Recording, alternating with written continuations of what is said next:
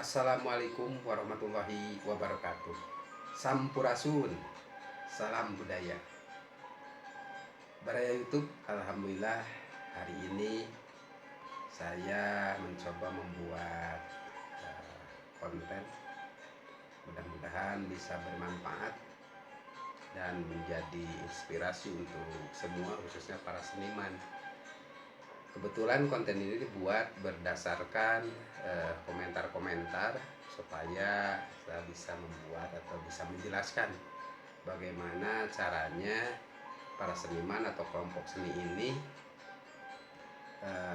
bisa membuat tanda terdaftar atau legalitas dari dinas terkait.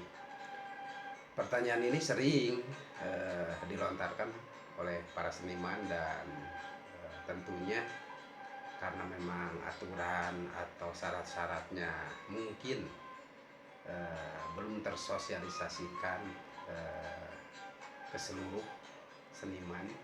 Jadi seniman itu ada yang sudah tahu, ada yang belum gitu ya.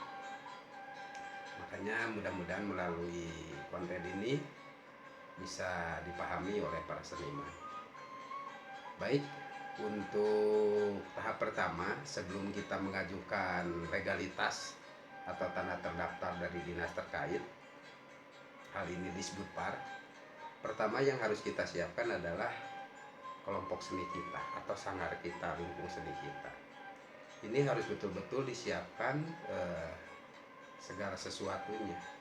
Jadi jangan begini, baru hari ini terbentuk, besoknya langsung diajukan. Nah, ini tentunya belum memenuhi syarat.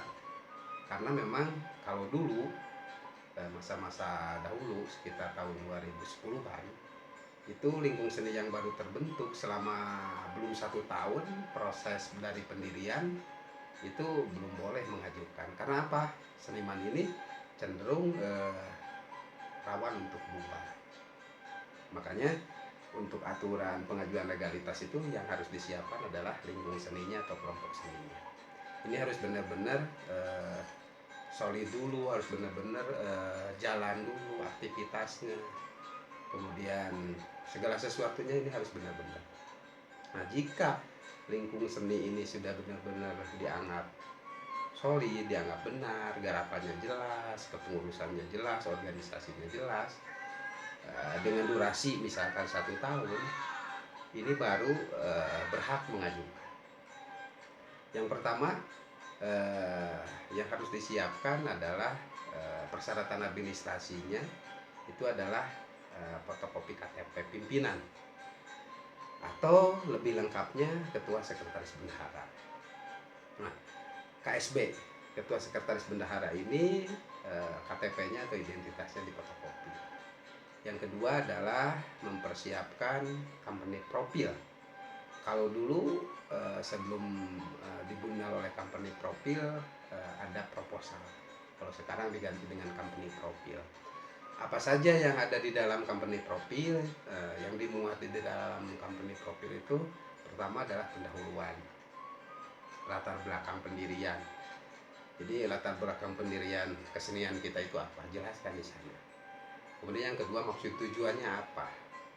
Nah, maksud tujuannya lingkung seni kita didirikan apa? Garapannya seperti apa? Jenis keseniannya seperti apa? Kemudian susunan pengurus.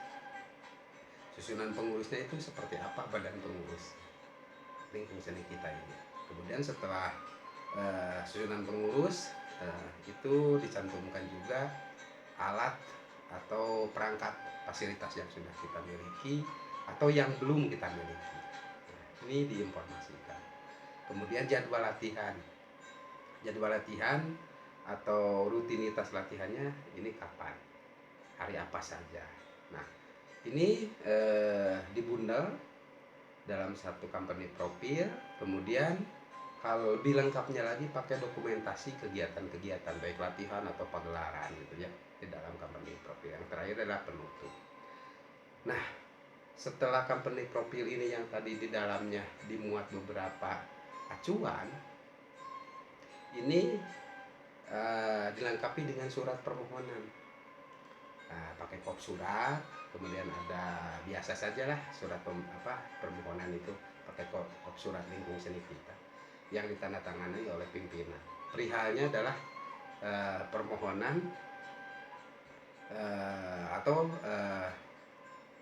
permohonan pengajuan legalitas garis miring tanah terdaftar dari Disbudpar gitu. Kemudian setelah surat, company profil, fotokopi KTP pimpinan. Nah, jangan lupa ini dilengkapi juga oleh domisili kewilayahan. Nah, domisili ini biasanya dikeluarkan oleh Pak Lurah ya. Jadi sebelum ke Pak Lurah, bawa berkas tadi ke Pak RT, ke Pak RW, bilang saja bahwa saya dari lingkung seni A misalkan, berniat bermaksud mendaftarkan diri ke kantor Disbudpar supaya lingkung seni saya legalitasnya jelas atau tidak liar gitu ya. Setelah mendapat surat keterangan dari RT RW, bawa ke kelurahan. Nah, di kelurahan tinggal dijelaskan dengan detail ya, bahwa saya dari lingkung seni, bagaimana tadi yang dijelaskan ke Pak RT Pak RW saja. Nah, mudah-mudahan Pak RT Pak RW Pak Lurah ini, maaf ya, biasanya tidak memahami. Jadi disangkanya biasanya kita seperti konten saya sebelumnya, disangkanya membuat proposal ajuan bantuan, bukan. Nah, ini tinggal dijelaskan bahwa ini company profil atau tahapan untuk pengajuan surat legalitas atau pendaftaran lingkung seni yang saya pimpin.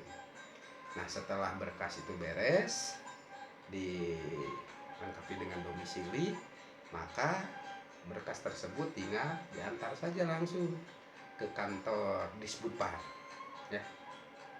Dan alhamdulillah pembuatan legalitas atau surat terdaftar ini tidak bayar, gratis. Nah, tinggal pimpinan atau pengurusnya datang langsung ke kantor Disbudpar. Insya Allah di bagian pelayanan di sana akan diarahkan ke bidang atau seksi terkait di Disbudpar gitu ya. Mudah kan, gampil gitu ya. Jadi penuhi dulu syarat-syaratnya tadi. Sebelum syarat administrasi, syarat utama adalah lingkung seni kitanya harus benar dulu ya. Jadi jangan baru terbentuk, baru didirikan, besoknya langsung didaftarkan. Pas saya biasanya senimannya berbeda pemikiran, berbeda garapan, cenderung biasanya bubar.